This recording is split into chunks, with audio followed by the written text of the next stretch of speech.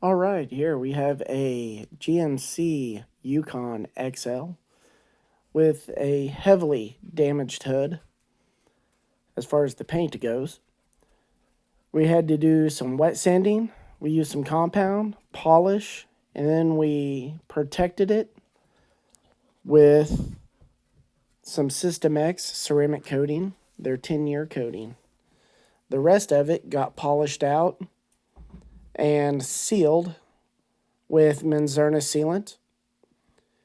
And as you can see, it's quite the transformation. So please stay tuned, check it out, and let me know what you think. Also, please let me know if you would even attempt something like this.